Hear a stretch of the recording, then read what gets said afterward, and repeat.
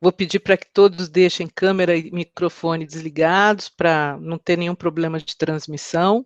E depois, após a fala do casal, aí vocês podem, quem quiser perguntar, quem quiser comentar, quem quiser tirar uma dúvida, e vocês fiquem à vontade, mas eu vou pedir para que vocês façam todas as perguntas ou os comentários ou que queiram tirar alguma dúvida pelo chat, porque aí eu vou na sequência de quem vai se inscrevendo, né, que é mais justo. E o casal vai respondendo daí essas questões todas que vocês colocarem ao final da fala dele. Então, eu primeiramente queria agradecer em nome do Programa de Pós-Graduação em Ciência da Informação aqui da Unesp, a tua presença aqui conosco, é um prazer revê-lo, né, um parceiro aí de longa data, não só em termos de movimento associativo, né, ANSIB, EDICIC, mas também de texto, né, já escrevemos textos juntos, enfim. Então, gente, olha, a fala do casal hoje é Ciência da Informação e Pós-Verdade, né? E o Carlos Alberto Ávila Araújo, ele tem pós-doutorado pela Universidade do Porto, ele também tem pós-doutorado pela Universidade de Salamanca, é doutor em Ciência da Informação pela UFMG, mestre em Comunicação Social também pela UFMG, graduado em jornalismo lá na UFMG.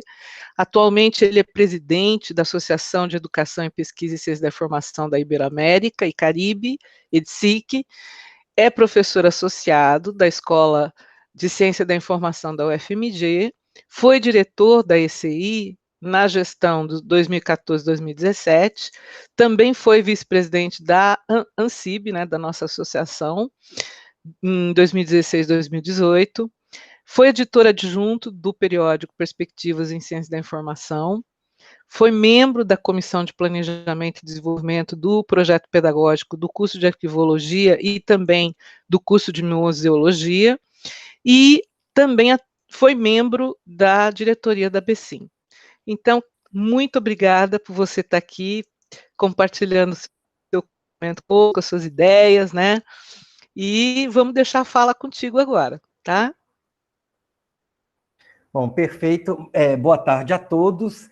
Boa tarde, Marta. Eu agradeço muito o convite, a oportunidade. Eu tenho um carinho imenso pelo PPGCI da Unesp, sou parceiro, amigo de vários professores, de vários alunos, de vários egressos, né?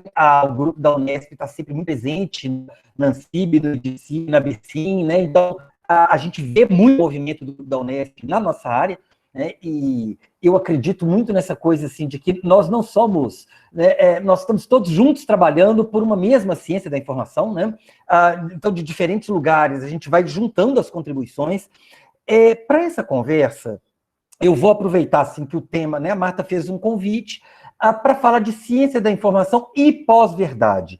Eu estou muito debruçado na questão da pós-verdade nos últimos meses, né, desde 2019, vem sendo o meu assunto de pesquisa, mas eu vou aproveitar, já que essa é um evento do PPGCI, né, e tal, eu queria assim, destacar também um pouco o significado ou os impactos da noção de pós-verdade para a ciência da informação, ou para o estudo da informação, ou para o conceito de informação. Então, assim, não vou falar assim, exatamente de ciência da informação, mas eu queria resgatar rapidamente aqui um pouquinho da história da ciência da informação. Então, eu vou dividir minha apresentação primeiro numa rápida retomada de algumas questões conceituais da ciência da informação, para apresentar, então, o fenômeno da pós-verdade, e desenhar, e aí no terceiro momento, desenhar o fenômeno da pós-verdade desde uma perspectiva informacional. O que significa isso da pós-verdade enquanto informação, enquanto um fenômeno, objeto de estudo da nossa área?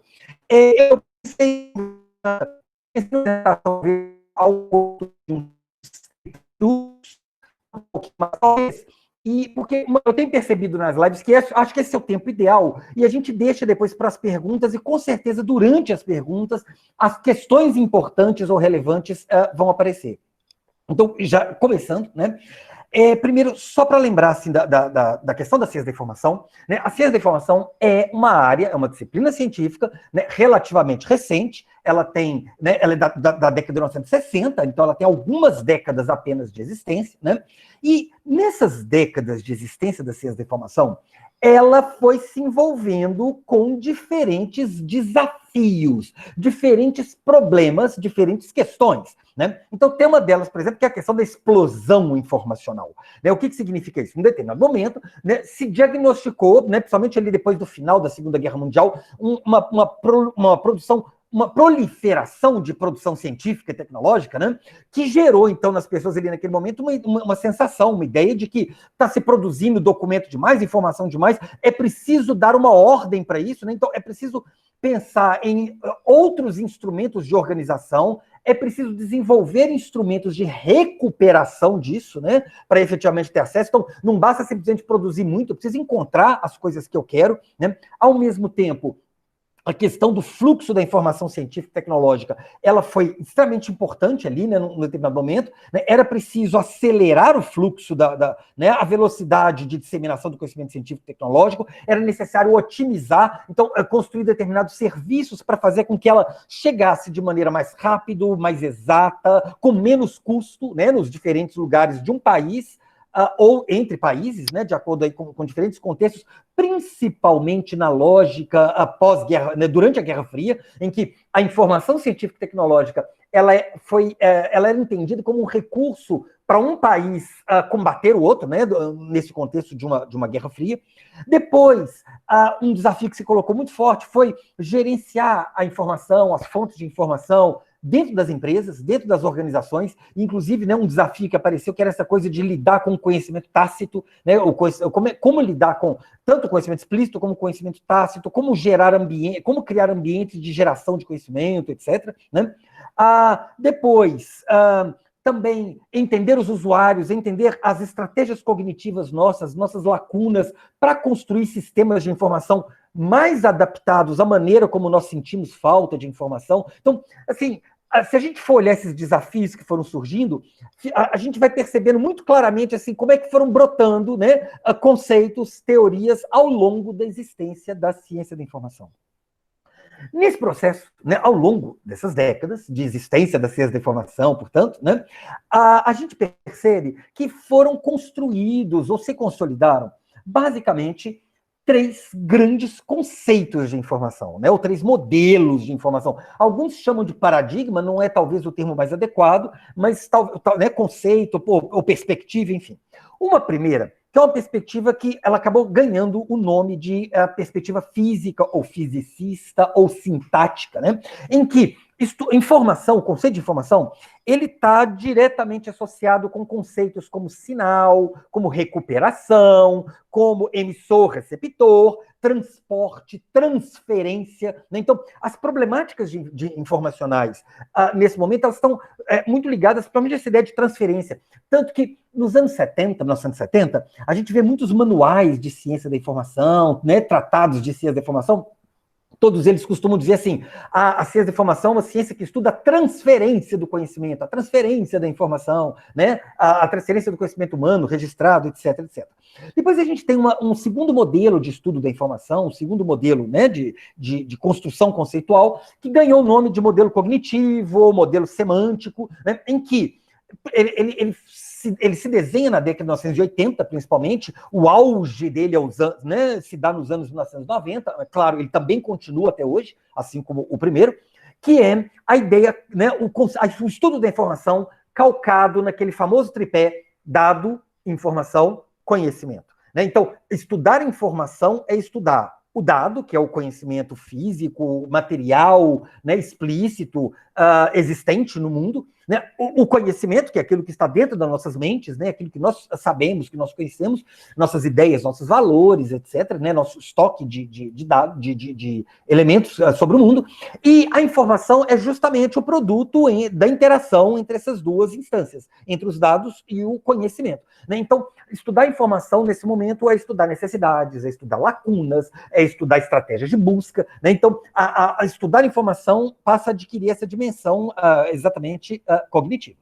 E Um pouco mais recentemente, ali no começo, né, no finalzinho do século XX, no começo do século XXI, começa a ganhar corpo uma terceira maneira de dar informação, que alguns chamam de sociocultural, outros chamam de pragmática, em que isso da informação passa a estar vinculada ao estudo da cultura, ao estudo da identidade, ao estudo da memória, ao estudo dos saberes, em que nós temos, então, né, um tipo de construção conceitual em que isso da informação é perceber em que medida os sujeitos, na sua linha de ação cotidiana, profissional, política, econômica, educacional, etc., né, em que medida ele se utiliza dos conhecimentos, né, ou dos dados, ou dos registros de conhecimento, e em que medida ele também vai gerando novos registros à medida em que ele age no mundo, ele age politicamente, profissionalmente,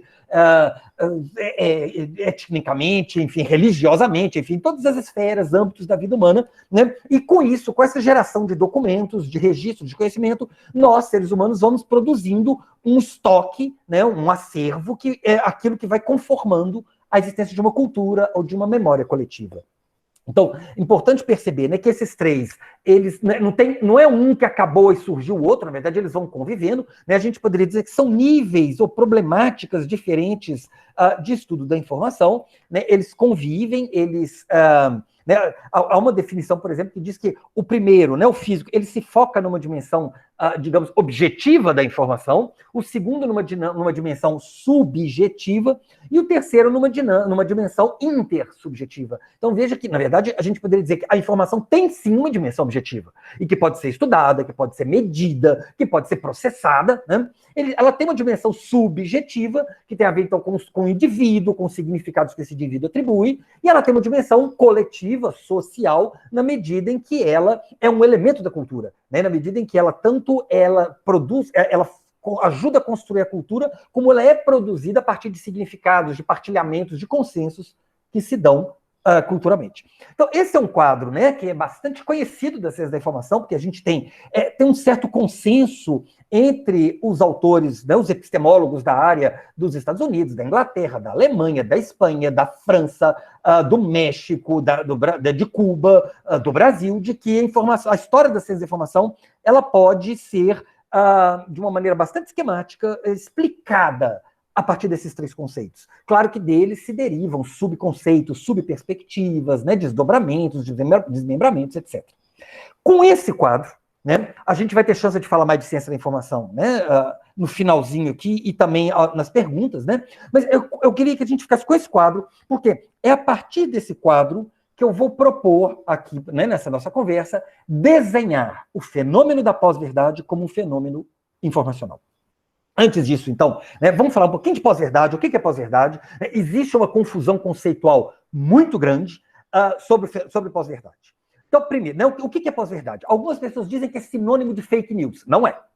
Fake news é uma expressão, né, que significa, né, numa tradução para o português, notícias falsas. Né, às vezes a gente poderia traduzir por informação falsa. Então, informações falsas sempre existiram. Né? Não é uma novidade na história da humanidade a circulação de informação falsa. Agora, a expressão fake news, ela vem sendo usada recentemente, com muita ênfase, porque tem um fato novo, que é a disseminação massiva de informação falsa por parte de determinados grupos políticos, econômicos, religiosos, militares, né? Organizados profissionalmente, inclusive. Né? Então, temos estruturas formais de pessoas, de grupos financiados para atuar nas redes sociais e em outros instrumentos, em outras plataformas, para a disseminação massiva de informação falsa.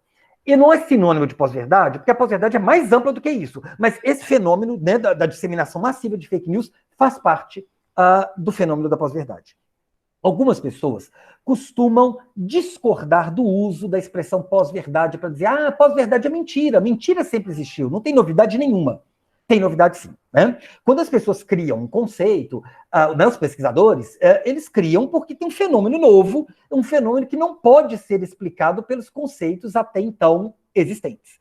Então, pós-verdade, né, ela não é sinônimo, mais uma vez, de mentira. A expressão pós-verdade, né, o termo pós, junto com verdade, ele não tem um sentido de depois da verdade, mas ele tem um sentido de superação da verdade no sentido da verdade deixar de ser relevante. Né? Então, na verdade, o que é pós-verdade? A pós-verdade é uma situação nova na história da humanidade em que nós temos condições tecnológicas e cognitivas e culturais. Então, nós temos um determinado conjunto de condições em que existe disseminação massiva de informações falsas. Nós, pessoas, né, pessoas comuns, nós temos hoje, como nunca tivemos na história, condições de checagem, né, de conferir se uma informação é verdadeira ou falsa. Então eu recebo aqui agora, né, eu recebo aqui uma mensagem no meu celular de que estão enterrando os caixões vazios nas cidades do Brasil. Não tem pessoas mortas dentro dos caixões. É uma grande enganação de alguns prefeitos, alguns governadores, para falar de uma doença que não existe, que é uma invenção. Eu tenho como conferir, em alguns segundos aqui, se essa informação é verdadeira ou se ela é falsa. Essa condição é nova. Né? Se a gente voltar aí algumas décadas ou alguns séculos, né, vamos voltar alguns séculos, uma pessoa que vivia em uma cidade a vida inteira, alguém ia para o exterior, para outro país, voltava e dizia assim, lá nesse outro país as pessoas são assim. A pessoa ia acreditar, porque como é que ela ia conferir se aquilo é verdadeiro ou não, se ela, né, a não ser que ela fosse também. Então nós temos uma condição nova. As informações circulam, nós temos condição de checar, mas, e essa é o que caracteriza a pós-verdade, nós não fazemos isso. Nós não checamos. Então, eu recebo a informação de que um determinado político é corrupto, ele tem um palácio na Europa, né? um castelo na Europa. E aí, como eu não gosto desse político, eu não vou com a cara dele, eu disparo para todo mundo. Por mais inverossímil que possa ser a notícia, eu não estou preocupado com isso. Tanto faz se é verdade ou se é mentira. Então, o que interessa é o que eu quero, né, que prevaleça, o meu interesse privado, o meu interesse pessoal. Então, é disso que nós falamos quando nós estamos falando de pós-verdade. Então, nós estamos falando de um novo fenômeno, né? E aí eu vou explorá-lo aqui agora, algumas características dele, em que medida. Então, é um fenômeno que vem sendo estudado pela ciência política, pela psicologia, pela antropologia, pela computação, né, pela informática, pela economia. Então, as várias ciências estão estudando. E nós, ciência da informação, também. Né? Então, eu gostaria de fazer aqui uma proposta de como a gente pode explorar, como a gente pode desenhar, construir o fenômeno da pós-verdade desde uma perspectiva informacional. E para fazer isso, eu vou, então, ligar pós-verdade aos seus fatores constitutivos, né? Então, aos fenômenos, aos processos que fazem com que exista uma pós-verdade, e eu vou fazer isso seguindo justamente os 3 conceitos de informação. Tá? Então, o primeiro, se a gente, né, for começar por um nível físico, a gente vai perceber, né, uma dimensão, então, fisicista né, dos fenômenos informacionais, a gente vai perceber que a pós-verdade ela tem uma dimensão tecnológica. Ela está visceralmente ligada ao auge das redes sociais e dos motores de busca como os 2 sistemas, as 2 ferramentas, as 2 estratégias mais importantes por meio das quais hoje as pessoas buscam informação. As pessoas, então, se informam sobre o que está acontecendo no mundo, sobre o que está acontecendo na política, sobre o que está acontecendo na economia, sobre o que está acontecendo no âmbito da saúde. Inclusive, se tem ou não tem uma pandemia existindo, se ela foi criada artificialmente ou não por um país para dominar o resto do mundo, se a Organização Mundial da Saúde é uma instituição científica séria ou se ela é um bando de doutrinadores com interesses escusos para manipular a humanidade. Né? Então, as pessoas recebem nos seus celulares, nos seus smartphones, elas acompanham postagens de quem elas seguem e, a partir do que elas vão recebendo, elas vão moldando a sua opinião e elas vão definindo a sua linha de ação.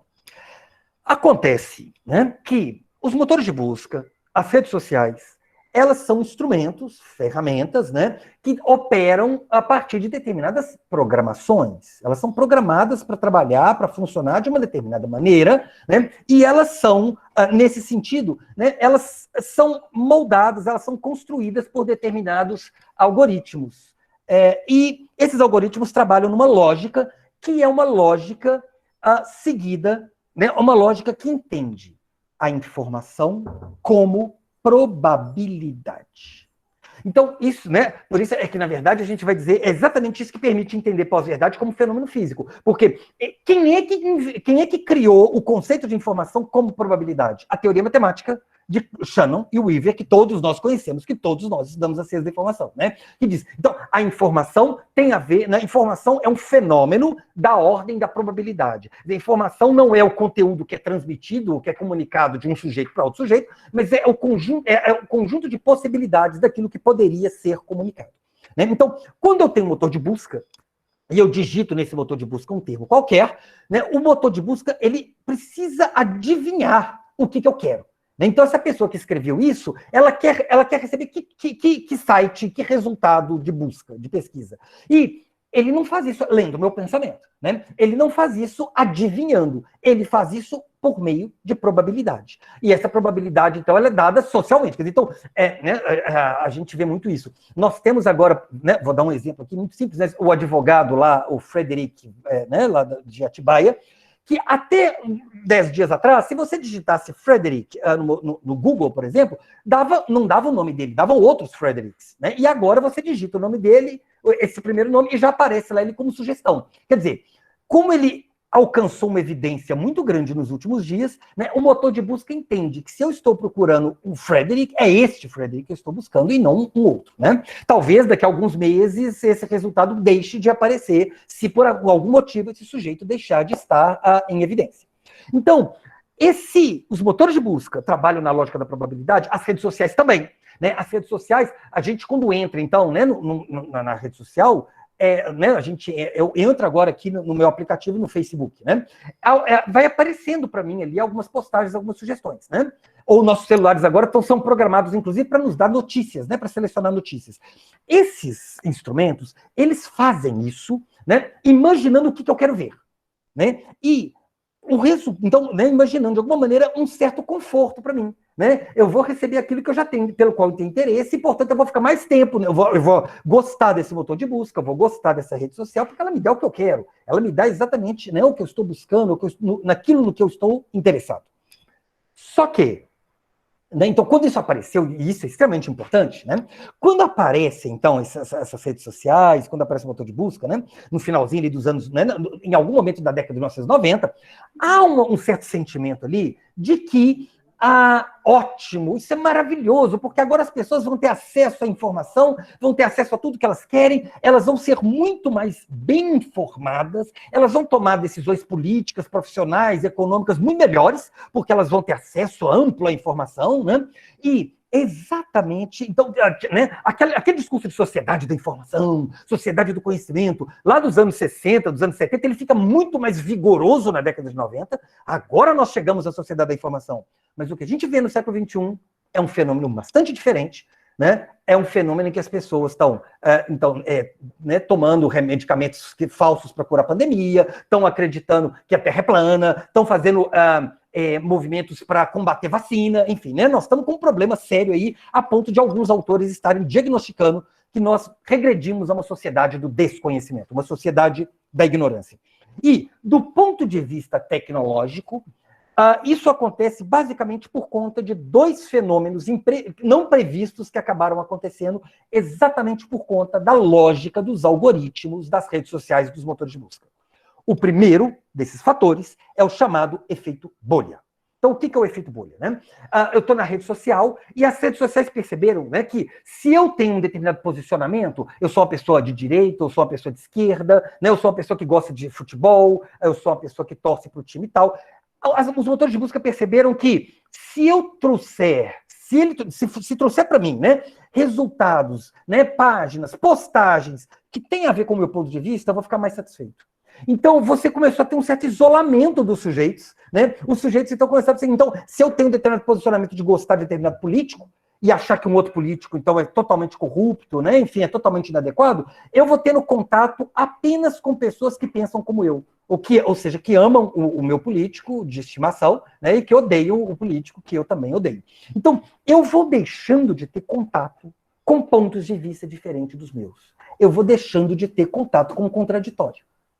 E aí, eu vou tendo a impressão de que o mundo inteiro pensa como eu. E que eu estou absolutamente certo. Porque, claro que eu estou certo, todo mundo pensa como eu. Ninguém nunca me questiona, ninguém nunca apresenta uma visão contrária à minha, ninguém nunca desmonta um determinado argumento meu, né, ou percebe que medida um argumento meu pode ser falseado. Então, a gente tem vários pesquisadores que vêm diagnosticando nos últimos 10 anos o efeito bolha, né, e os efeitos, então, maléficos do efeito bolha, né, os efeitos perigosos que esse efeito, né, vem gerando. Então, nós temos, por exemplo, grupos de pessoas, né, inclusive nas chamadas, a gente vai falar disso já, né, nas comunidades de ódio, nas comunidades fascistas, enfim, né,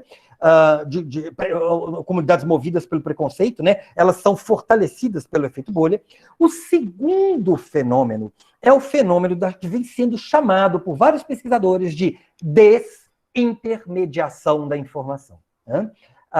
O Oswaldo está aqui, né, que é um dos pesquisadores brasileiros mais dedicados ao estudo da mediação da informação, né? A gente imagino que a gente vai poder explorar isso depois nas perguntas, mas o que é desintermediação, se basicamente agora, né? As redes sociais, principalmente, né, a internet de uma forma geral, as redes sociais de uma maneira mais específica, permitiram, né, um fenômeno que é: todos nós podemos ter voz. Todos nós podemos criar uma página, a gente pode postar nessa página, a gente pode ter blog, né? A gente pode ter vlog, a gente pode ter, então, uma série de instrumentos. Eu posso chegar, né? Eu aqui do Brasil, eu posso fazer uma página que vai chegar lá no Vietnã, que vai chegar lá em Singapura, que vai chegar na Nova Zelândia.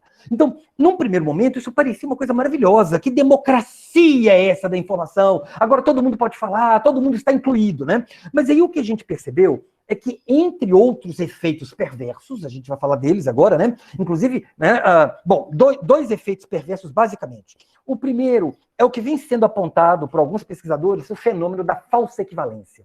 O que é a falsa equivalência? Essa ideia, então, de que todo mundo tem voz, né? Ela acabou gerando, eu vou dar um exemplo aqui, vai ficar bem claro o que eu quero dizer, né? A gente está agora numa situação de pandemia.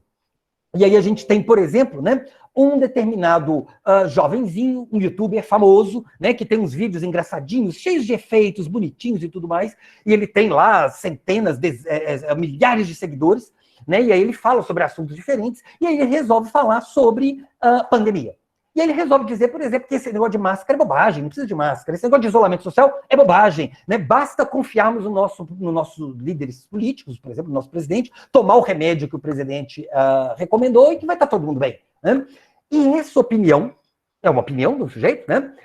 Ela tem, do ponto de vista da lógica de operação, então, da circulação de informação no mundo contemporâneo, o mesmo peso de um pesquisador, um epidemiologista, né, que passou 20 anos, né, que tem mestrado, que tem doutorado na área, passou 20 anos lendo sobre epidemias, sobre transmissão de vírus, né, que estuda esse assunto, e ele diz, então, ele faz a avaliação deles, que as pessoas, que é necessário cuidado, isolamento social, etc, etc. Mas aí, no meio do caldo da democracia da informação nas redes, né, no mundo do século XXI, é como se essas duas opiniões elas fossem iguaizinhas. É uma opinião, é outra opinião, eu escolho em qual eu vou acreditar.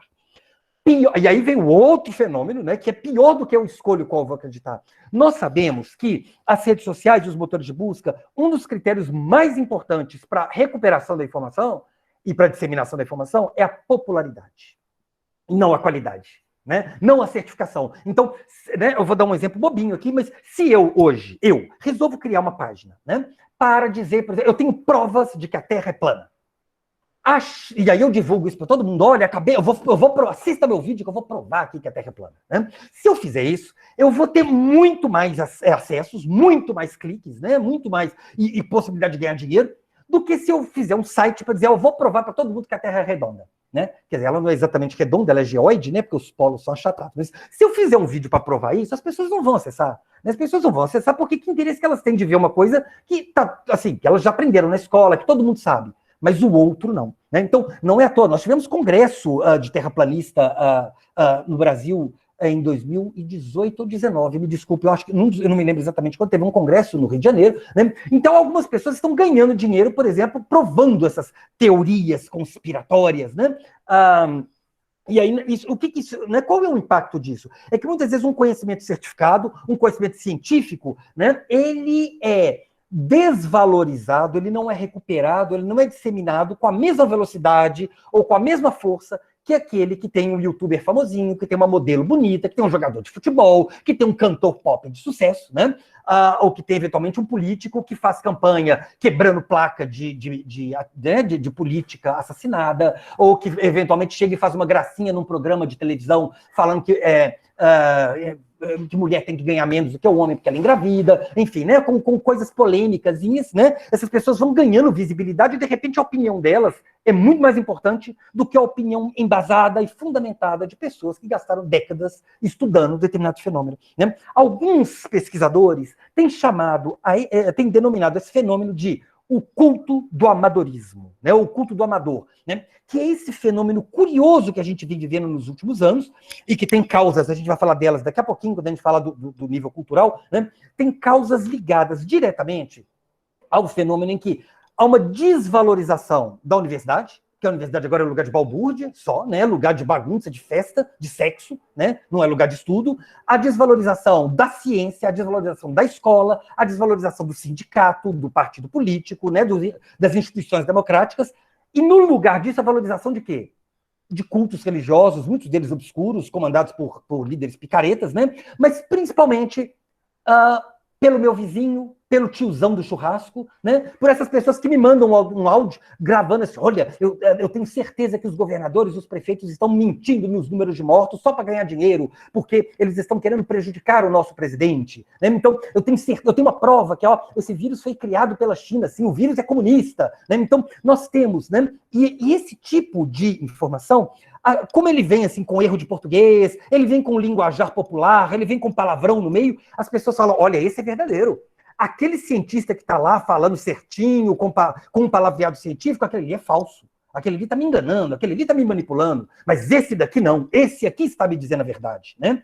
Então, na verdade, alguns políticos, inclusive, eles têm usado, né? A gente vai falar desse movimento político já, eles fazem postagens com erro de português, com cenário caindo atrás deles, eles andam por aí com camisa de time de futebol, com chinela havaiana, fingindo uma falsa autenticidade, né? Na verdade, tudo isso é pensado e construído, mas para gerar nas pessoas a ideia de que esses aí é que tem razão, e não aqueles ali que falam corretamente, né? Que falam citando fontes, citando argumentos, citando estatísticas, citando números. Veja bem, esses fenômenos estão todos amarrados, né? Mas, na verdade, eles têm, então, uma dimensão tecnológica fundamental, constitutiva, né, do que eles são. Eu vou passar aqui para o segundo, a gente vai ter chance de explorar isso daqui a pouco, né? Nas perguntas. O segundo nível, então, é o nível cognitivo. É o nível humano. Né? E aí, o que tem a ver? Qual é a contribuição desse nível? Né? Então, eu vou explorar aqui, né? Na ciência da informação, a gente sabe que as discussões cognitivas, elas foram basicamente embasadas, né, na perspectiva do Brooks, lá daquela equação famosa do Brooks, né, e depois nas teorias cognitivas da Brenda Devin, do Nicholas Belkin, do Tom Wilson, etc., que imaginavam a ideia do conhecimento humano muito numa perspectiva cumulativa, né? Eu vou jogando dados dentro do meu cérebro e eu vou aprendendo mais, eu vou aumentando a minha visão de mundo, a minha compreensão do mundo. Os estudos mais cuidadosos sobre a natureza cognitiva humana, elas têm demonstrado que não é bem assim a nossa relação com o real. Né? E aí eu vou citar aqui algumas teorias, entre elas a teoria do viés de confirmação, a teoria da dissonância cognitiva e a teoria do efeito Dunning-Kruger. Essas teorias, elas têm mostrado para a gente, e outras, né, a partir de estudos empíricos, elas têm mostrado ou evidenciado que a nossa relação com a realidade, ela é basicamente pautada por uma relação de busca de conforto psíquico. O que é isso? Eu acredito em certas coisas. Eu tenho certas crenças. E então, à medida que os fatos da realidade vão chegando para mim, eu tenho uma tendência a fazer o seguinte: se um fato que chega da realidade me desagrada, então eu tenho ódio de um político, eu quero que ele morra, eu quero que a família dele morra, né? E aí ele tem um processo judiciário contra ele, mas aí chega a informação para mim de que, na verdade, não tem ato contra ele, só tem convicção, não tem prova. Né? Ou que, na verdade, ele só tem atos indeterminados. Mas aí eu falo, não, isso é mentira. Claro que isso é mentira. Né? Claro que o filho dele é a pessoa mais corrupta do mundo e eu quero acreditar nisso, então é isso. Né? Então nós temos, na verdade, o que esses estudos mostram é, se eu quero acreditar em alguma coisa, né? Então alguma pessoa disse assim, tem que metralhar os meus opositores. Aí eu sou confrontado com isso. Não, não foi isso que ele quis dizer. Ele quis dizer metralhar, mas não é metralhar. Ele quis dizer assim, matar, mas não é exatamente matar, né? Então eu vou, na verdade, eu não moldo a minha mente com base nos dados do real que chegam para mim. eu moldo o real a partir dos meus desejos, das minhas necessidades, das minhas vontades, né? Então, se eu tenho, vou dar aqui um exemplo que é bastante estudado, né? Uma pessoa que é racista. Então, eu tenho um sujeito, ele é racista, ele percebe que ele, né, assim, ele tem uma certa compreensão de que ele é racista. Mas é muito difícil admitir que é racista, né? Assim, eu sou uma pessoa racista, os outros não são. Então, uma tendência do racista é dizer o seguinte, não, na verdade, todo mundo é racista. Todas as pessoas são racistas. A diferença é que tem alguns que mentem. Eles dizem que não são racistas, são os politicamente corretos. Eles querem ficar bonitinhos, eles querem ficar bem na fita, então eles dizem que não são racistas, mas eles são. Agora, bom mesmo sou eu, que sou racista e admito que sou racista. Então, eu sou um sujeito verdadeiro. Olha, quer dizer, por meio dessa lógica, eu pego uma característica que é um defeito, ser racista, ser homofóbico, né, ser misógino, né? Eu transformo essa característica numa virtude. É o que alguns políticos fazem, né? Políticos sabidamente racistas que nós temos, que foram eleitos, né? E que estão ocupando cargos importantes hoje aí na presidência da República, no Senado, na Câmara, né? Na Câmara de Vereadores do Rio de Janeiro, né? Nós temos políticos que usam essa estratégia de converter um defeito, né? ou um comportamento ou uma atitude preconceituosa em virtude, né? Em vantagem para angariar apoio. Ou então eu faço, por exemplo, assim, não existe racismo, não. Isso tudo é mimimi. Né? A escravidão não foi ruim para os negros, não. Foi ótima para eles. Né? Eles puderam vir para o Brasil, tiveram condição de trabalhar, etc, etc. Quer dizer, então, eu distorço elementos do real, né, para satisfazer a minha... Então, eu não sou racista. Né? Ou se eu sou racista, tudo bem, porque todo mundo é. Né? É normal, é lícito ser racista. Então, né, essas teorias... Eu vou contar aqui um caso rápido da teoria da dissonância cognitiva, que é do Leon Festinger, um psicólogo dos Estados Unidos. Ele publicou um livro, já tem algum tempo, 1957, mas é uma referência para nós. O Festinger, ele faz, eu vou contar aqui rapidamente, eu estou de olho no tempo aqui, dois estudos que são muito interessantes. Um deles foi uma experiência que ele fez com um grupo de pessoas. Ele dividiu um determinado grupo de pessoas em duas partes. E ele pediu para esse grupo, para essas pessoas executarem uma determinada tarefa, uma tarefa física lá, uma tarefa meio chatinha. E ele ia pagar. Para o grupo A, ele ia pagar um salário, não, ia dar um pagamento bom. Para o grupo B, um pagamento irrisório, assim, alguma coisa, pouquíssimos dólares, quase nada. E aí, então, os dois grupos executaram as tarefas. Depois deles executar as tarefas, ele foi, então, ele e a equipe dele, né, de pesquisadores, eles foram entrevistar essas pessoas sobre a percepção que elas tinham tido da tarefa. O grupo que recebeu um salário, né, um pagamento maior, esse grupo tinha uma tendência a dizer o seguinte, esse trabalho que eu fiz era muito chato, muito besta, mas pelo menos eu ganhei bem. No outro grupo que tinha ganhado mal, as falas tinham uma tendência a dizer assim, não, o trabalho que eu fiz é importante, alguém tem que fazer esse trabalho, né? Alguém precisa resolver esse problema, senão a sociedade não, né, a cidade não fica bem. Então, veja bem, as pessoas, elas não estavam fazendo isso conscientemente, né? Mas elas inconscientemente, quer dizer, um grupo que sentiu em algum momento que poderia estar sendo explorado, ou que poderia estar em desvantagem, ele reverte a percepção de real para a importância daquela tarefa, para sentir menos o peso de ter ganhado pouco em relação ao outro grupo. Né? O segundo caso foi uma seita investigada pela equipe do Festinger. Era uma seita de uma pessoa, uma mulher que dizia para os seus fiéis, para os seus seguidores, né, que estava vindo uma raça alienígena para o planeta Terra. Então, essas pessoas, elas venderam o que elas tinham, elas se prepararam, né, pediram perdão para que elas tinham que pedir, enfim, não sei o quê, e elas foram todas para o alto de uma montanha esperar a nave espacial num determinado dia que ela ia chegar para levar todo mundo. E aí, o que aconteceu? Essas pessoas foram lá, ficaram esperando na hora marcada, né, no dia marcado, e, como vocês podem imaginar, a nave espacial não apareceu, né, os alienígenas não chegaram. E aí ficou aquele constrangimento, ué, mas falou que ia chegar, não chegou, a gente fez tudo, e agora... E aí essa líder, né, ela disse assim, olha, gente, é o seguinte, nós oramos tanto, né, nós pedimos tanto aqui que eles mudaram de ideia, eles resolveram não vir e deixar a gente continuar vivendo aqui na Terra. Né? E aí todo mundo acreditou, então foi isso que aconteceu. Né? Então, não é que na verdade não tinha alienígena, não é que na verdade nós fomos enganados por um discurso. Na verdade, o que aconteceu foi isso. Eles vinham e desistiram de vir. Né? Então, eu poderia ficar aqui, né, o dia inteiro falando de uma série de estudos, a gente tem, né, uma gama de estudos empíricos sobre isso, né, inclusive no Brasil recente, no campo da política, né, no campo dos movimentos fascistas que têm crescido no Brasil, etc. Né? Mas eu vou tomar liberdade, o tempo está aqui passando, né? Eu vou tomar liberdade de ir para o terceiro nível, que é o nível, né, da informação, o nível dos fenômenos, propriamente numa perspectiva pragmática, pragmaticista, cultural, sociocultural.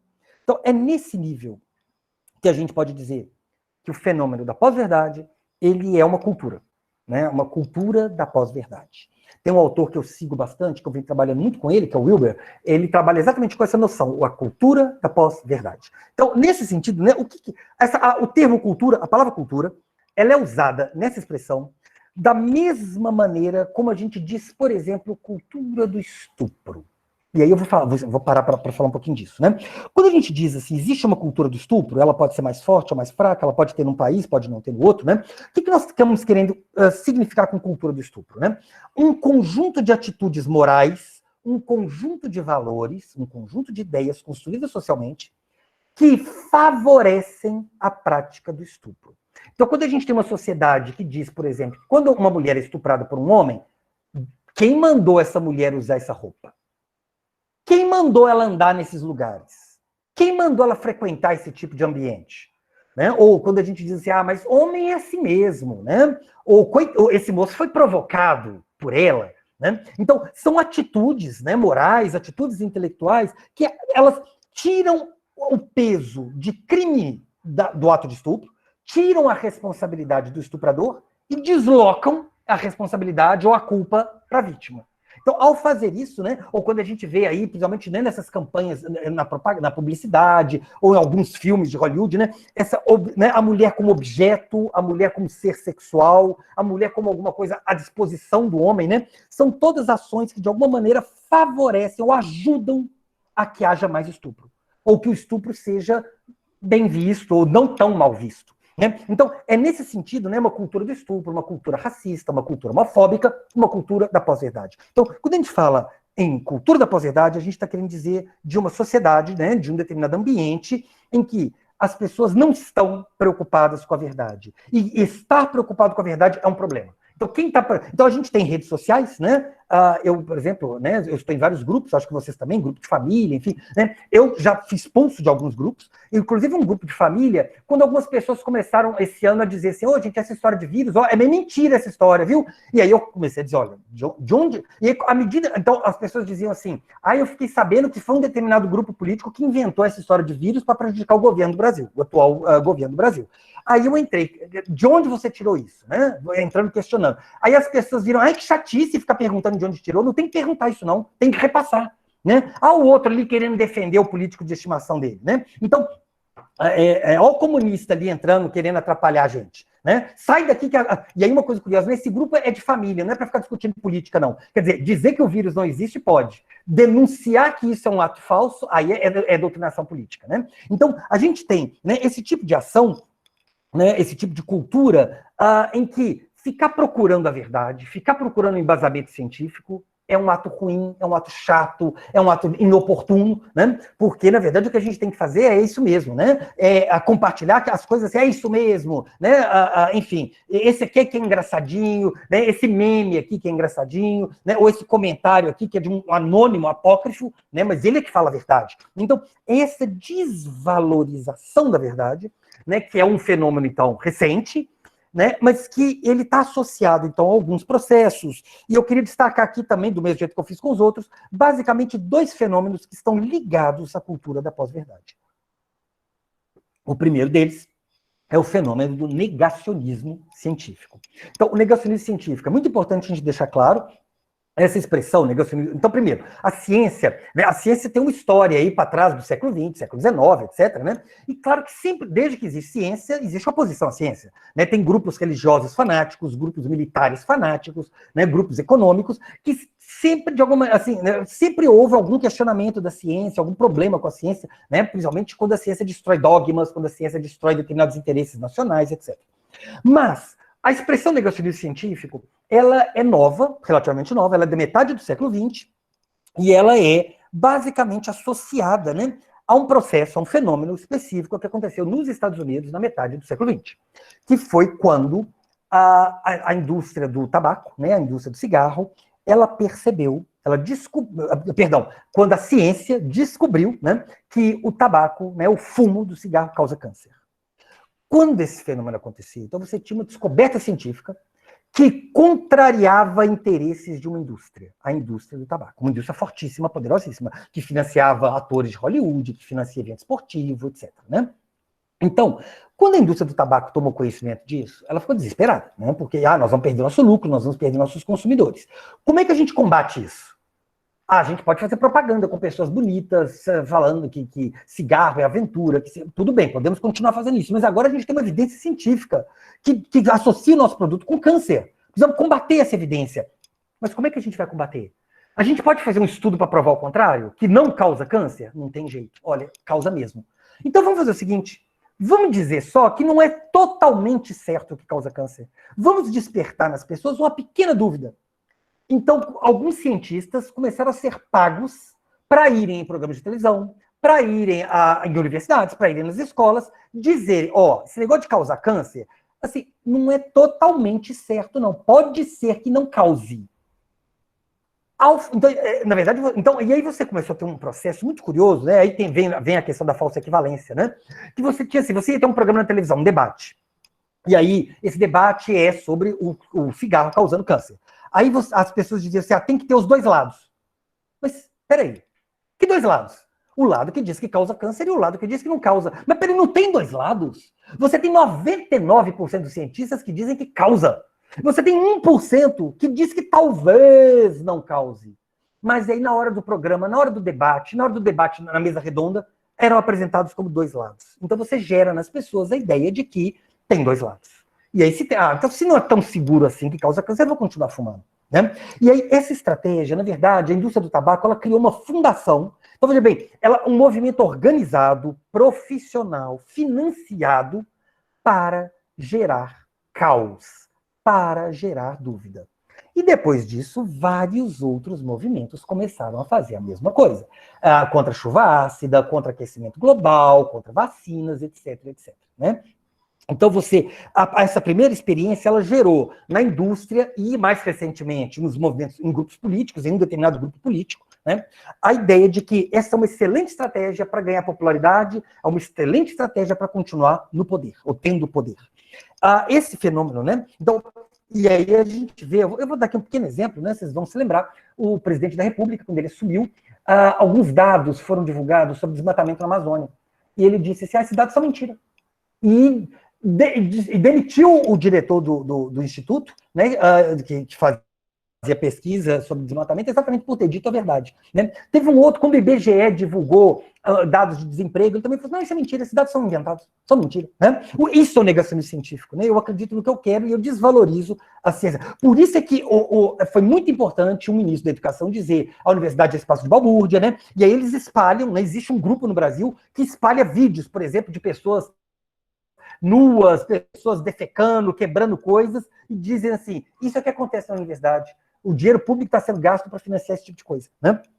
Então, esse é um primeiro fenômeno, né, vocês vão se lembrar, o caso clássico, né, do nosso ministro das Relações Exteriores, Ernesto Araújo, que disse uma vez assim, essa história de aquecimento global é invenção. Eu fui para Roma e passei frio. Quer dizer, a experiência individual de um sujeito, ela vale para explicar os fenômenos climáticos de um planeta inteiro, né?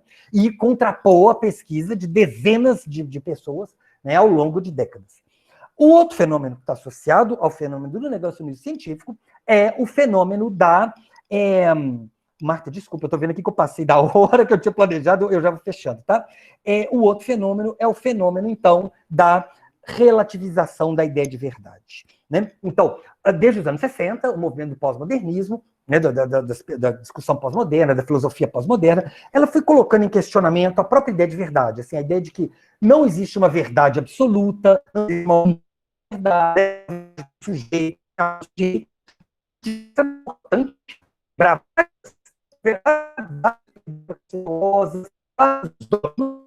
mas o que alguns grupos apropriaram a ideia a verdade absoluta, tem tudo pode ser verdade. Né? Nós temos um sujeito que é mestre em fazer isso, que é o senhor Donald Trump, nos Estados Unidos, que inventou o conceito de fato alternativo. Né? Então, Donald Trump, por exemplo, né, quando ele foi eleito, teve a posse dele e o auditório estava vazio, e ele virou e falou logo depois que o auditório estava lotado. Foi o auditório mais lotado da história. E as pessoas disseram, Trump, não foi não, aqui ó, a gente tem as fotos, as imagens, não foi não. Foi sim. Foi, eu acho que foi, e foi. Assim, né? Eu fique com o fato de vocês, eu fico com o meu fato. Né? Então, Donald Trump, na carreira dele, né, desde que ele resolveu ser presidente, principalmente, né, o Washington Post fez há pouco tempo uma pesquisa. No primeiro ano de governo dele, o Trump dizia 6 mentiras por dia, né, todo dia. Então, né, um governo conduzido. E Donald Trump, a gente sabe, ele tem seguidores, a gente vai, né, vou falar dele já já. Bom, fechando essa discussão, para a gente ir para as perguntas, né, para além de identificar, então, né, todos esses elementos que compõem a pós-verdade, né, o efeito bolha, né, a desintermediação, o viés cognitivo, né, o negacionismo científico, histórico, né, a relativização da ideia de verdade, então tudo isso compondo esse universo de disseminação massiva de informação falsa, mas o mais importante é a gente pensar nos efeitos disso. Né? Então, o que nós estamos tendo é um fenômeno atual em que pessoas e sociedades estão tomando decisões, decisão de voto, decisão profissional, decisão econômica, decisão sobre como elas vão agir em relação à pandemia, embasadas, fundamentadas em mentiras, em informações falsas. Né? Então, e junto com isso, então nós temos, né, a vinculação, inclusive, com um fenômeno político importantíssimo, que é o crescimento de um fenômeno que vem sendo chamado de nacional-populismo. É um movimento político ao qual pertencem Donald Trump, dos Estados Unidos, o Nigel Farage, da Inglaterra, que promoveu o Brexit, né, a saída do Reino Unido da União Europeia, o Viktor Orbán, da Hungria, o Erdogan, da Turquia, né, o Duterte, de Filipinas, o Jair Bolsonaro, do Brasil, né, entre vários outros, que utilizam as mentiras, as informações falsas como estratégia de destruição dos inimigos políticos, de destruição das instituições democráticas e de autopromoção, né, e de crescimento de regimes calcados no populismo e no autoritarismo e com traços fascistas. Né? Então não é à toa que essa semana, há poucos dias, vocês todos acompanharam, né,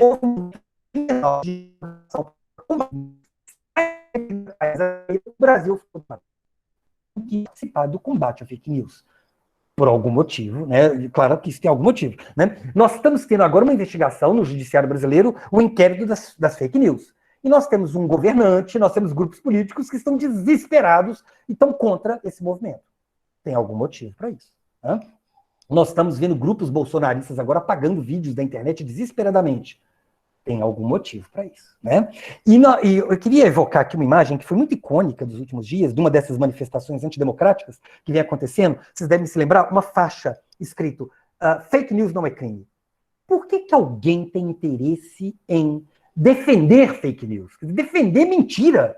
Né? Alguém está querendo não criminalizar. E aí a gente vai dizer fake news, né? Espalhar fake news é crime, produzir fake news é crime? É crime. A gente vai ver agora, né, assim, quando crimes são cometidos por meio pelo uso inadequado da liberdade de expressão. Eu vou deixar isso para o debate, se essa questão aparecer, né? Mas então eu gostaria de concluir essa apresentação. Eu passei um pouquinho do tempo que eu tinha planejado, vocês me desculpem, né? Mas eu queria, para fechar, voltar na ciência da informação, e eu vou convidar aqui um autor que eu tenho lido, tenho acompanhado, que é o Jonathan Furner, da Universidade da Califórnia. Ele, há pouco tempo, ele publicou um trabalho, eu venho lendo e pensando muito sobre isso agora, que ele propõe, a história da ciência da informação, a gente fala que teve duas viradas, né? A virada cognitiva, que foi do físico para o cognitivo, e a virada pragmática, que foi do cognitivo para a perspectiva pragmática. E ele pergunta se, por acaso, não seria a hora da gente ver uma... É aquele que coloca a ideia de ser verdade, de verdade e mentira, né, como central nas suas preocupações, nas suas pesquisas, nas suas problematizações. Então, a gente sabe que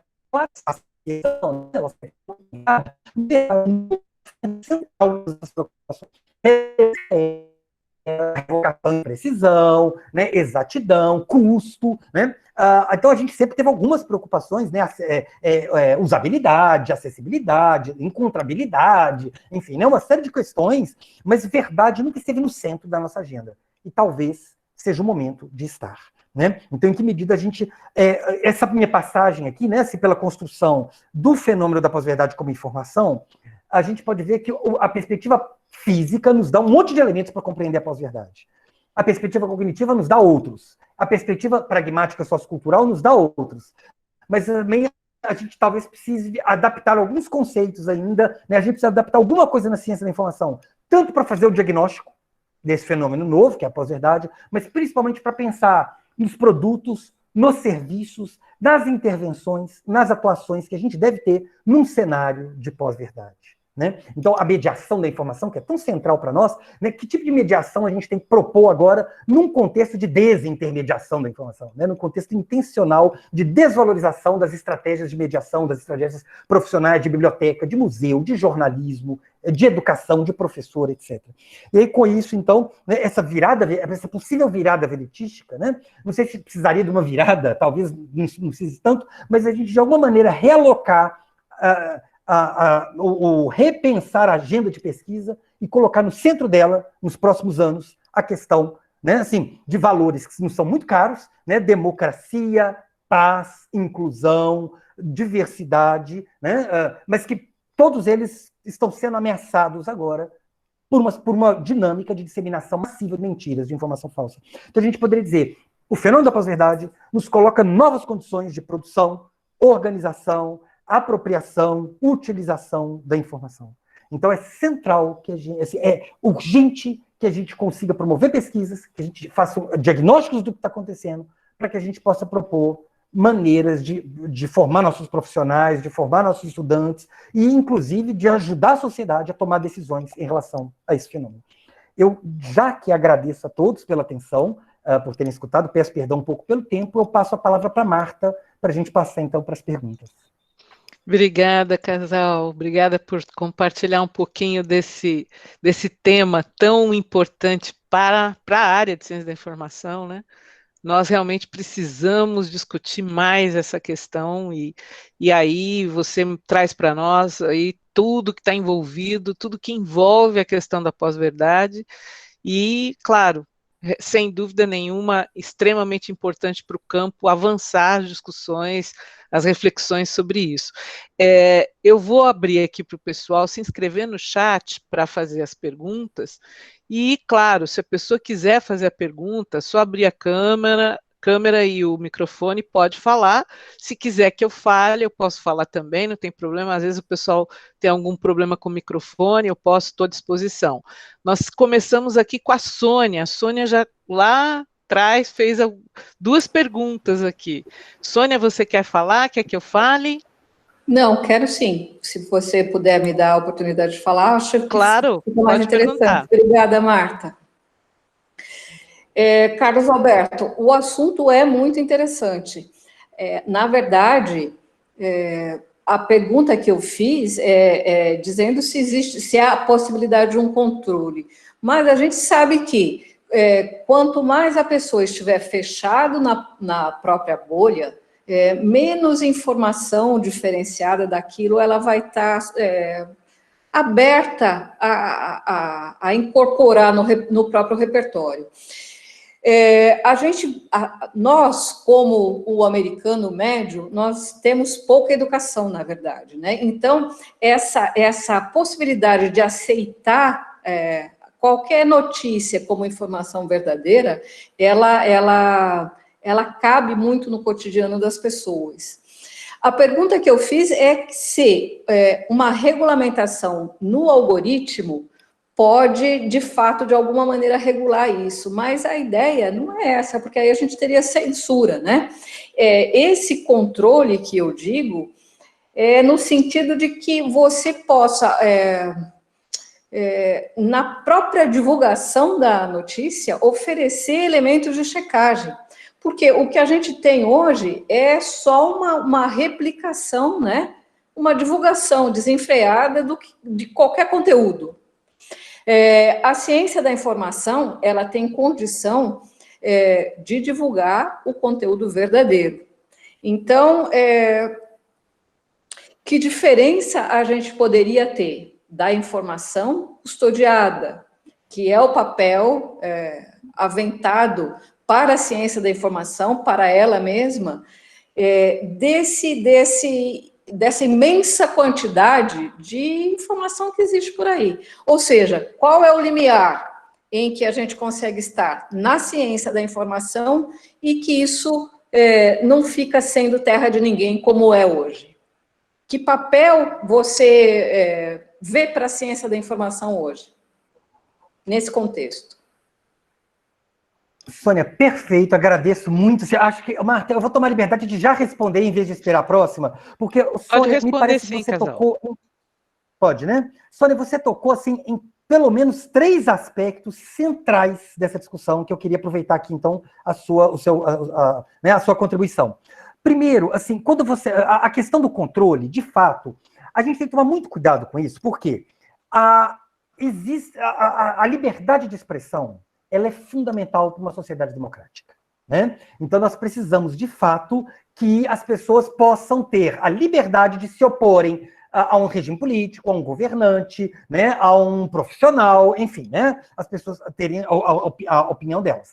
Agora, eu não posso usar a minha liberdade de expressão para cometer um crime, né? Então, eu não posso, por exemplo, aproveitar que a liberdade de expressão, eu vou ter um site pedófilo, eu vou ter um site explorando crianças sexualmente, fotos de crianças, né?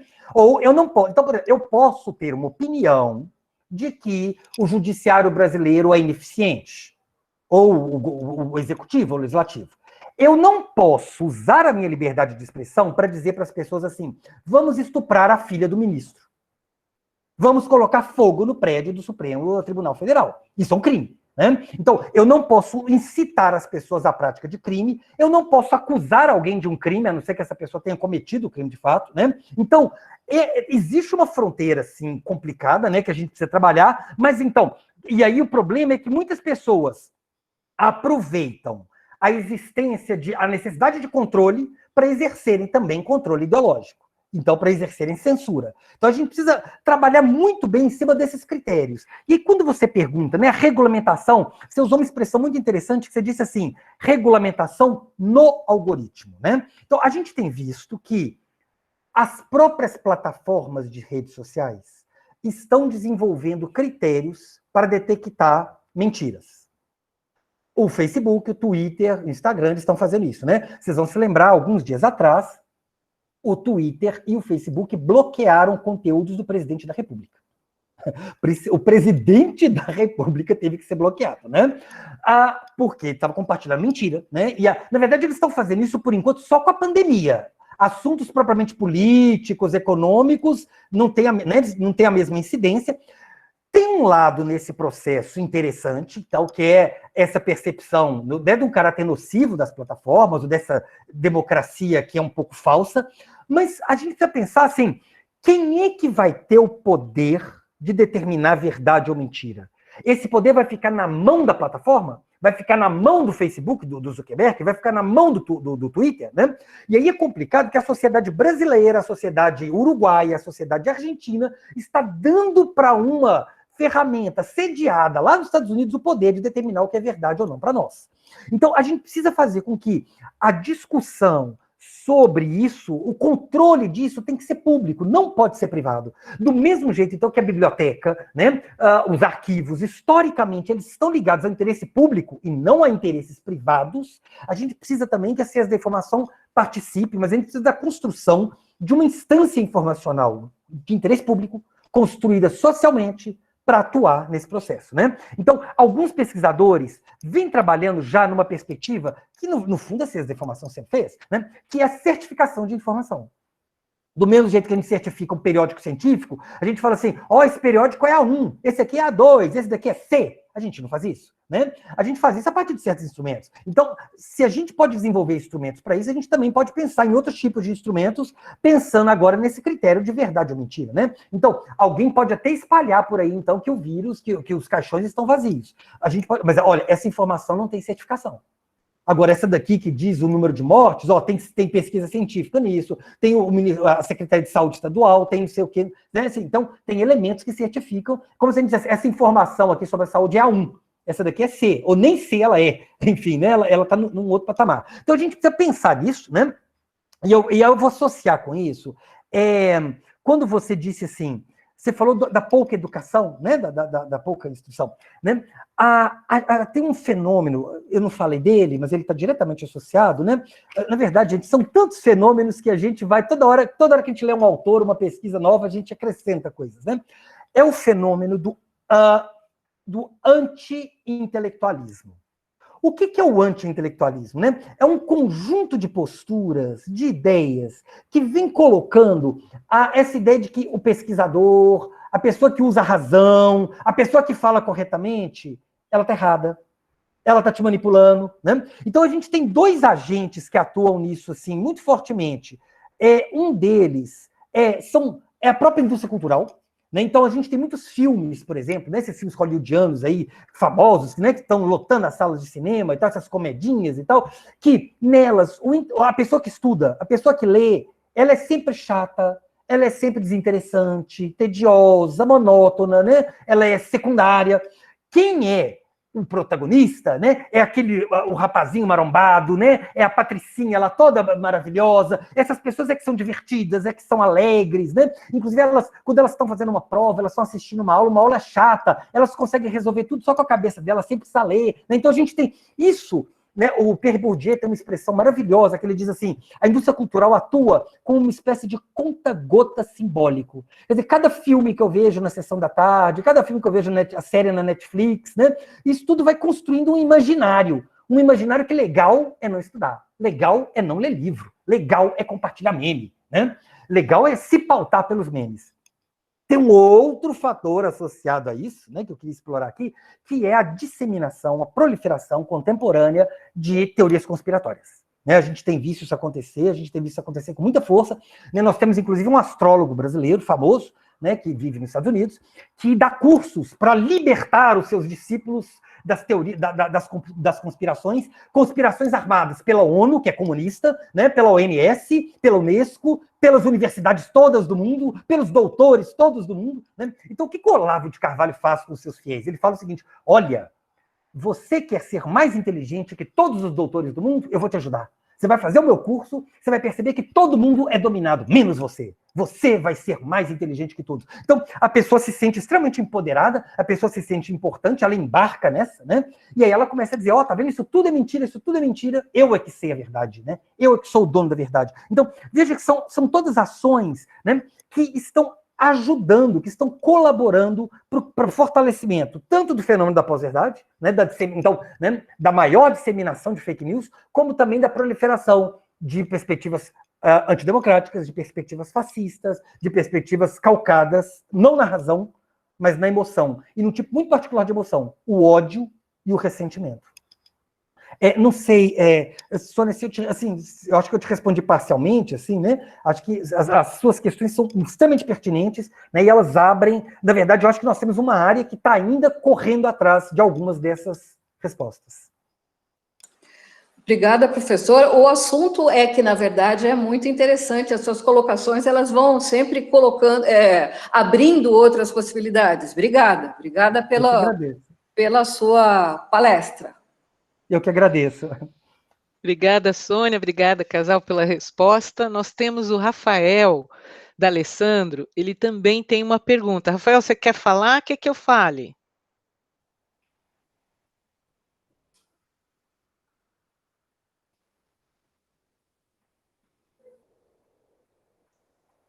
Rafael, quer que eu fale?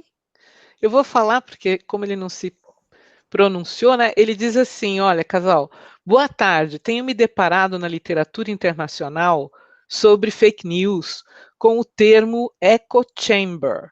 Gostaria de saber se possui a mesma ideia do efeito bolha que você havia mencionado anteriormente. Também gostaria de saber se a inteligência artificial é uma medida eficaz contra a disseminação de fake news, ou ainda é uma atividade intrínseca ao homem de averiguar fatos. Perfeito, Rafael. Ótima questão, né? Ótimas duas questões. O conceito de...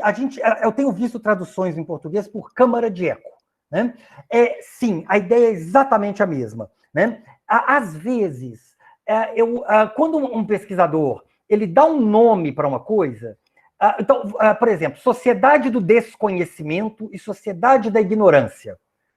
Eles estão falando ou então sociedade do ressentimento, que eu já vi também, né? Tem um que chama Mundo Orwell, né? Fazendo referência ao autor, né? Orwell. Quando alguém dá uma palavra, ele está enfatizando um aspecto, então que às vezes ele está construindo o conceito de uma maneira um pouquinho diferente de um já existente, né? Porque ele quer jogar mais luz sobre uma determinada característica. Mas, na verdade, sociedade do desconhecimento, sociedade da ignorância, assim, estão falando da mesma coisa. Então, na verdade, câmara de eco e efeito bolha estão falando exatamente do mesmo fenômeno, né? Nós temos outros autores, antes das redes sociais, né, antes da internet, nós já tínhamos esse fenômeno acontecendo, né? E alguns autores têm outros nomes para isso. Eu já vi, por exemplo, cercamento ideológico. Nos anos 90, eu estudava muito a Igreja Universal do Reino de Deus. Eu, né, fiz pesquisa sobre isso e tal, e a gente já percebia, lá naquela época, o Edir Macedo, ele já fazia esse tipo de estratégia. Edir Macedo comprou uma rede de televisão, ele comprou várias rádios no país inteiro, ele comprou um jornal, e ele publicou vários livros, e ele tinha muito essa coisa de falar para os fiéis dele assim, olha, Rede Globo, SBT, Bandeirantes, todos mentem. São todos, assim, todos eles estão a serviço de Satanás. Veja só o canal de televisão nosso, leia só os nossos livros, ouça só nossas rádios, essas bandas, esses músicos aí de MPB, de rock, todos são satânicos, né? Escute só os nossos músicos. Então, essa ideia de construir um cercamento sobre o sujeito. Então, na verdade, a gente tem sim conceitos distintos, né, para dar conta de um mesmo fenômeno empírico, ainda que eventualmente um conceito traga uma sutileza específica no estudo desse fenômeno. A questão da inteligência artificial, se ela é ou não eficaz, eu vou responder parcialmente, né? Na verdade, por que parcialmente? Justamente evocando aqui a discussão que a gente vem feito, o problema das fake news e o problema da pós-verdade, ele tem uma dimensão que é tecnológica e ele tem uma dimensão que é humana. E sendo humano, ele tem uma dimensão que é individual e uma dimensão que é coletiva. Então, qualquer solução, ela precisa passar por todos esses lados. Uma solução exclusivamente tecnológica não vai resolver o problema, né? Na verdade, a gente precisa trabalhar também no âmbito da cultura, a gente precisa trabalhar também no âmbito do indivíduo, no âmbito da formação, no âmbito da conscientização, né? Então, essa é uma dimensão do problema, né? Então, eu vou deixar para falar daqui a pouco, provavelmente alguém vai perguntar alguma coisa de competência crítica, mas então uma das linhas aí é nesse sentido de trabalhar com competência crítica, etc., né? De formação dos sujeitos, empoderamento dos sujeitos para se relacionar com a informação. A outra dimensão, aí propriamente no plano tecnológico, é que a gente tem que pensar o seguinte, Facebook, Twitter, né, Google, são todas empresas privadas. Enquanto empresas privadas, eles têm determinados compromissos com eles próprios, com o lucro deles, né, com a presença deles.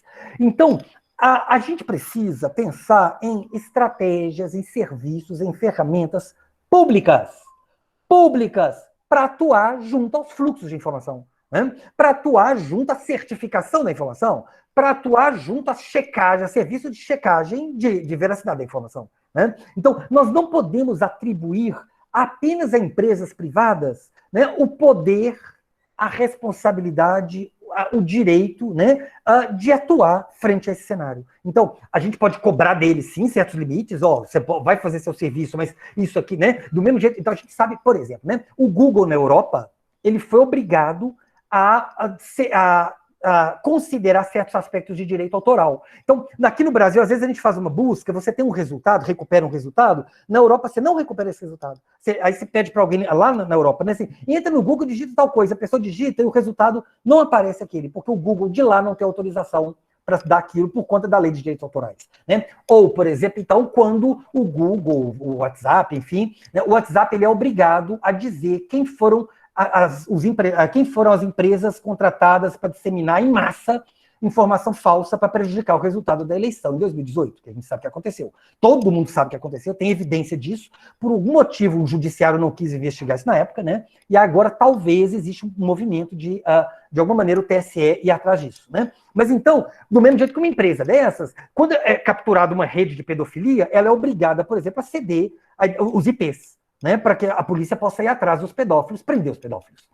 Então, se já existe esse tipo de limite, a gente tem que fortalecer, a gente tem que construir critérios para construir esse tipo de limite em relação à informação falsa, né? Então, o WhatsApp, por exemplo, o WhatsApp ela é a rede mais perigosa de todas que existe, né?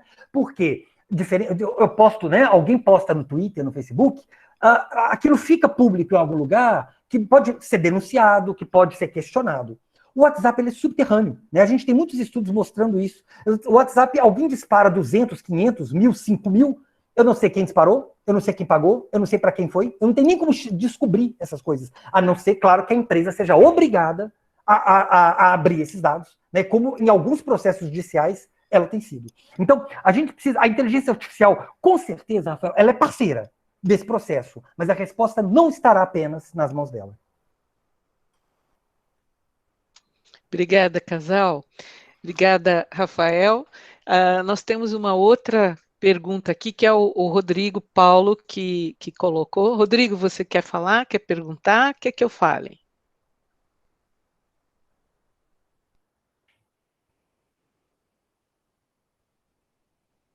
Rodrigo, está por aí? Quer que eu fale? Também acho que vou falar. O Rodrigo diz assim, Casal. Boa noite, Carlos. Assistindo um dos debates esses dias, dizia que o limite de liberdade de expressão é a lei.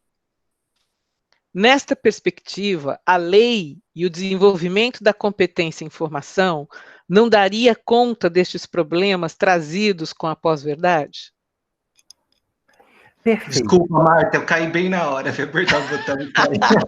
Tranquilo, Rodrigo, eu fiz a pergunta, o Casal vai responder. Aí depois Obrigado. você interage com ele, tá bom? Obrigado. Bom, Rodrigo, excelente questão. Olha, realmente o limite é a lei. Qual que é o problema que a gente está vivendo? É que as nossas leis, elas não estão preparadas para esses fenômenos contemporâneos.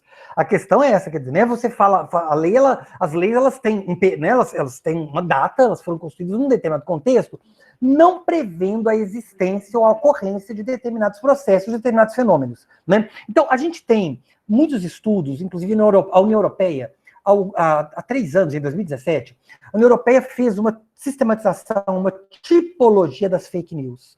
Desde aquelas que são fake news completamente falsas, inventadas, até aquelas que pegam um fenômeno verdadeiro e misturam, ou fazem uma distorção, ou fazem uma invenção, até aquelas que são sutilmente falsas.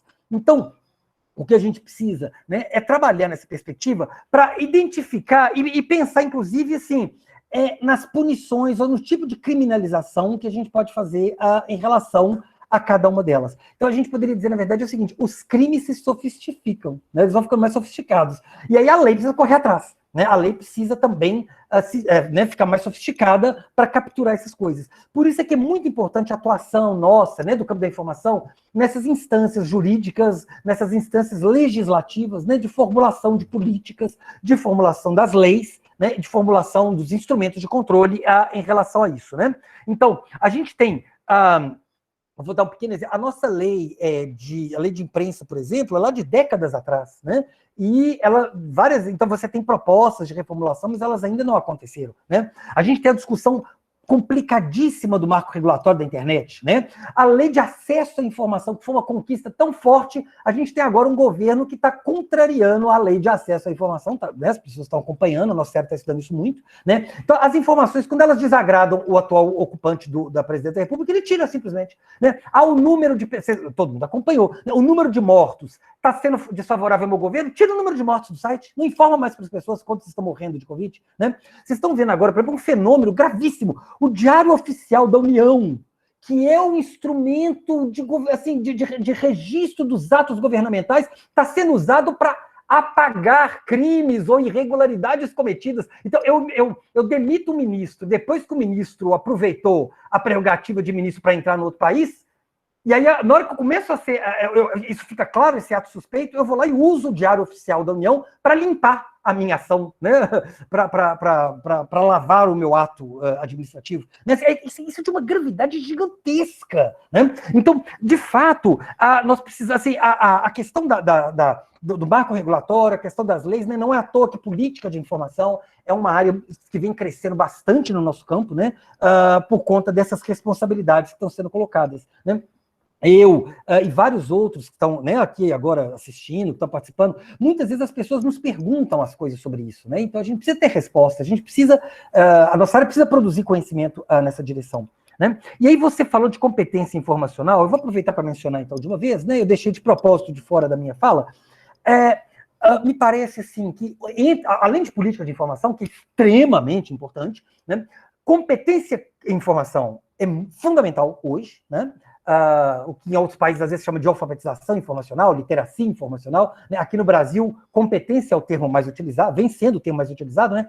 Tem até uma sigla, né? Coinfo, que deve ser usada, né? Mas, particularmente, tem algumas pessoas usando hoje em dia a expressão competência crítica em informação. Né? Essa palavra crítica, ela foi adicionada, né? A gente sabe que competência em informação, ou competência informacional, é um campo de estudo, de aplicação, que vem de 1974, né? Vem, então, caminhando ao longo aí dessas décadas, mas ela parece não ter, assim, diante desse novo fenômeno, né, da pós-verdade, das fake news, os critérios, né, os protocolos de competência informacional, do mesmo jeito que as leis, eles pareceram não ser mais tão suficientes. E aí vem essa perspectiva de ampliar o escopo de atuação da competência em informação, exatamente para dar conta de sujeitos que sejam capazes de perceber a dimensão ideológica, a dimensão política, da maneira como a informação é produzida, como ela circula, como ela é utilizada, né? Então, quem está propondo competência... Vou dar um pequeno exemplo, né?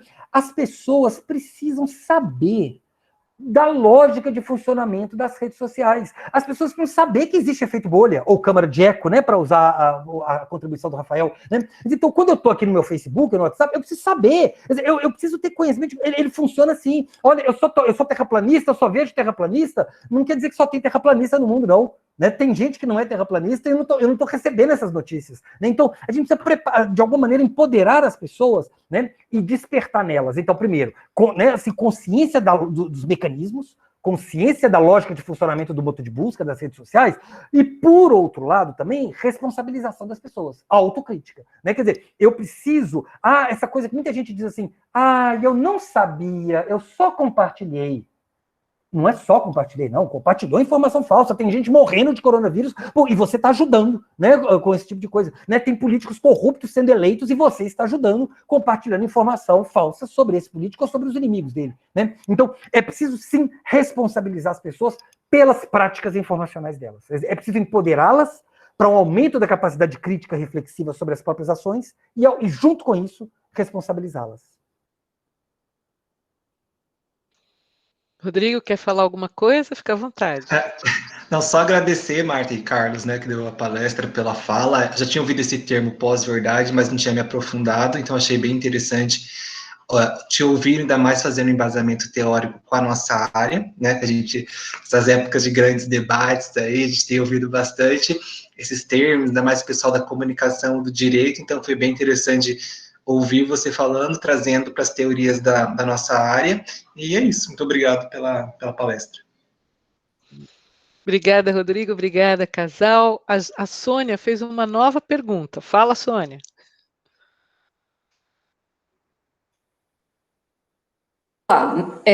Boa noite. A gente desliga e depois tem que ligar. Na verdade, eu refiz a pergunta original a respeito do papel da ciência da informação, porque a custódia da informação científica, que é o nosso foco, ela é mais acessível do que toda e qualquer comunicação que é feita, seja lá por meio que seja. É isso que eu queria que você falasse um pouquinho mais a respeito. Como é que essa informação considerada científica pode estar nesse âmbito da ciência da informação no meio dessa realidade que a gente vive? Perfeito, Sônia. Eu vou dar dois argumentos de pesquisadores diferentes do campo da ciência da informação, tá?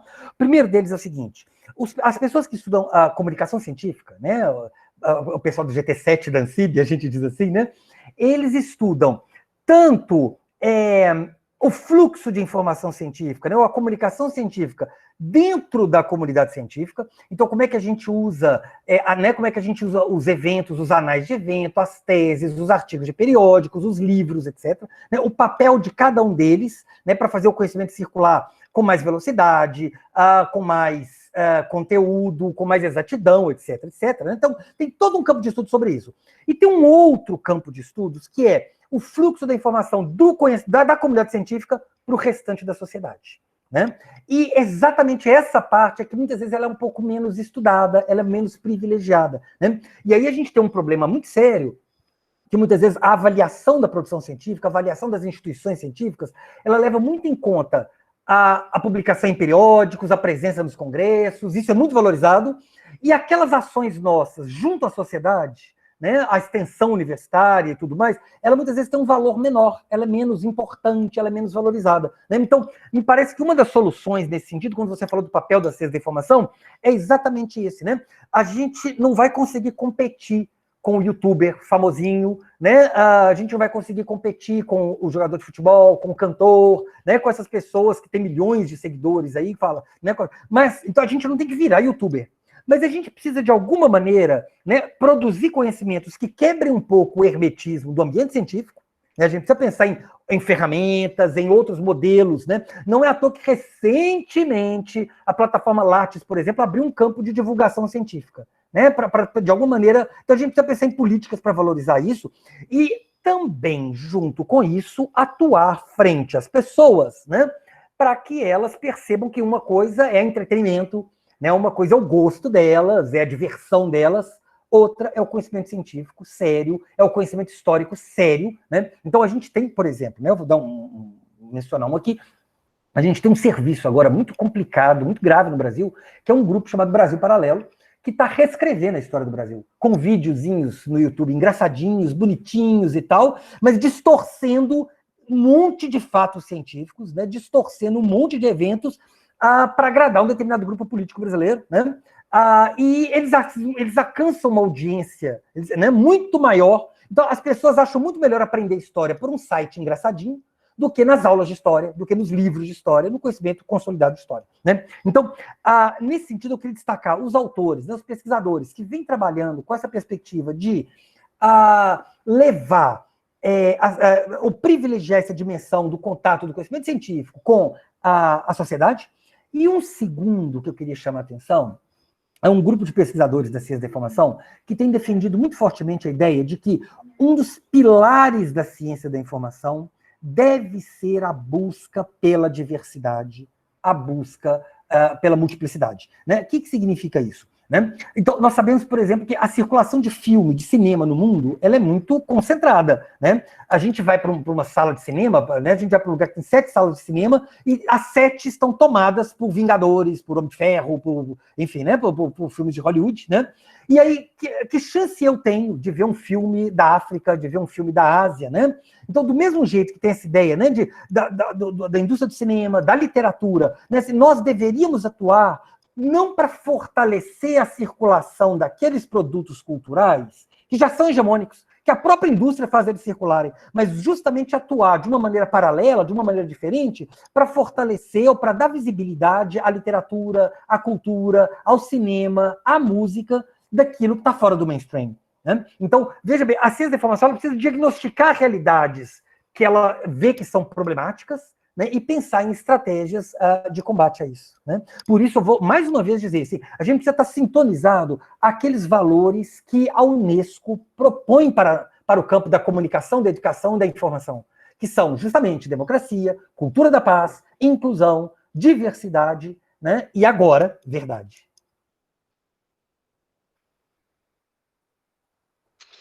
Obrigada, Casal, obrigada, Sônia. Excelente colocação, agradecemos nós todos.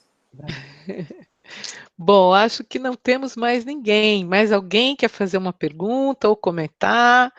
Ou, enfim, tirar alguma dúvida? Acho que não, né? Bom, acho que ninguém mais se pronunciou aqui. Casal, olha, obrigada mesmo, né? Esse tema ele é muito caro para nós, para o momento que nós estamos vivenciando no país e no mundo. E eu acho que a ciência da informação tem muito a contribuir, muito. Então, você que está fazendo pesquisas nessa linha, com esse objeto tão importante para a gente destrinchar, né, vamos dizer assim, e mais do que isso, como você acabou de trazer para a gente, né, além de avançar nas questões conceituais, teóricas e científicas, de um modo geral, avançar também nas práticas, nas ações, né? na realidade, né? Isso que eu acho que a gente precisa fazer mais, você tem toda a razão. Então, olha, agradecemos muito, muito mesmo, né, a sua generosidade em compartilhar o seu conhecimento, um pouco dele, né, aqui conosco, e dizer que adoramos todos, né? O pessoal está aqui parabenizando você, agradecendo, né? E a gente provavelmente conta com você em outros momentos. Você quer Perfeito. falar alguma coisa, casal? Não, só quero agradecer mesmo a todos pela atenção, pelas questões colocadas. Eu anotei aqui, é engraçado que as perguntas ajudam muito para todo mundo, quer dizer, ajuda para quem está assistindo, ajuda para mim também. A gente vai reformulando, né? Eu quero convidar vocês, assim, né, para né, se juntarem nesse processo de ler. Assim, é tudo muito novo, né? A gente está trabalhando com uma bibliografia que é de 2018, 2019, né?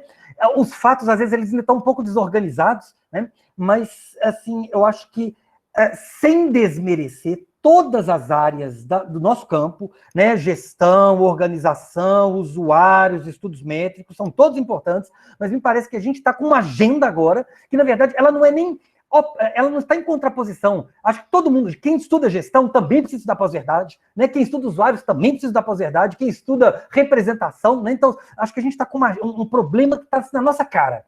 E agora, com a pandemia, mais ainda, né? Assim, que responsabilidade que está colocada nas nossas mãos. Então, mais uma vez, dizer assim, da minha alegria de estar com o grupo da Unesp, né? Assim, eu tenho um carinho realmente muito grande. E, Marta, obrigada a você, parceira, por essa tarde de hoje, muito bacana. Né? Espero que a gente se encontre em outras oportunidades, por enquanto virtualmente, né? E vamos juntos construir a ciência da informação necessária para os nossos dias. Obrigado a todos. Obrigada, casal. Um abraço para você e para todo o pessoal aí da UFMG, viu? Até qualquer hora. Tchau.